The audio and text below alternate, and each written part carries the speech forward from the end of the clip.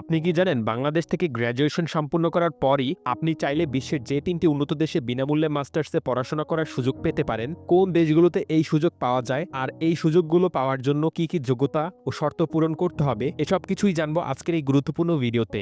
সবসময় এমনই সব ইনফরমেটিভ ভিডিও পেতে চাইলে আমাদের ফেসবুক পেজটি ফলো করে রাখতে পারেন। ইউটিউব থেকে দেখে থাকলে আমাদের ইউটিউব চ্যানেলটিকেও সাবস্ক্রাইব করে রাখতে পারেন।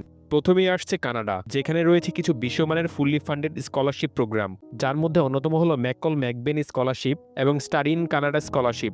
এই স্কলারশিপগুলো কভার করে থাকে টিউশন ফি, থাকা খাওয়ার খরচ, এমনকি ভ্রমণ ব্যয় পর্যন্ত। এখানে আসার জন্য প্রয়োজনীয় যোগ্যতা: ভালো একাডেমিক রেজাল্ট, সাধারণত সিজিপিএ 3.75 বা তার বেশি, লিডারশিপ ও কমিউনিটি সার্ভিস অ্যাক্টিভিটিস, আইএলটিএস ন্যূনতম 6.5 এবং প্রতি সেকশনে কমপক্ষে 6 পয়েন্ট থাকতে হয়। দ্বিতীয় দেশটি হচ্ছে ফ্রান্স।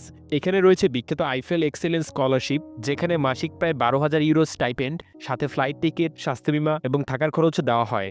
এর জন্য প্রয়োজনীয় যোগ্যতাসমূহ হলো: বয়স 29 বছরের নিচে হতে হবে, ভালো একাডেমিক পারফরমেন্স, আইএলটিএসি স্কোর ওভারঅল 6.5 বা ফরাসি ভাষায় ডিএলএফ বা ডিএএলএফ সার্টিফিকেট থাকতে হয়। তৃতীয় দেশটি হচ্ছে সুইজারল্যান্ড, যাকে বলা হয় ইউরোপের এডুকেশন হাব।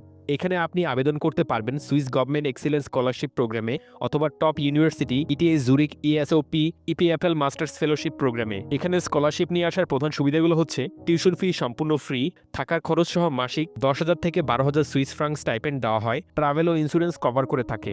প্রয়োজনীয় যোগ্যতা: খুব ভালো একাডেমিক রেজাল্ট থাকতে হয়, গবেষণাভিত্তিক মোটিভেশন লেটার বা প্রফেসর রেকমেন্ডেশন থাকতে হয়, আইএলটিএস সাধারণত 6.5 বা সমমানের ইংরেজি দক্ষতা থাকতে হয়। তো এই ছিল বিশ্বের এমনই 3টি উন্নত দেশের কথা, যেখানে আপনি গ্র্যাজুয়েশন সম্পূর্ণ করার পর একদম বিনামূল্যে মাস্টার্সে পড়াশোনা করার সুযোগ পেতে পারেন। আপনার স্বপ্ন এখানকার কোন দেশটিতে আসার তা কমেন্ট করে জানিয়ে দিতে পারেন।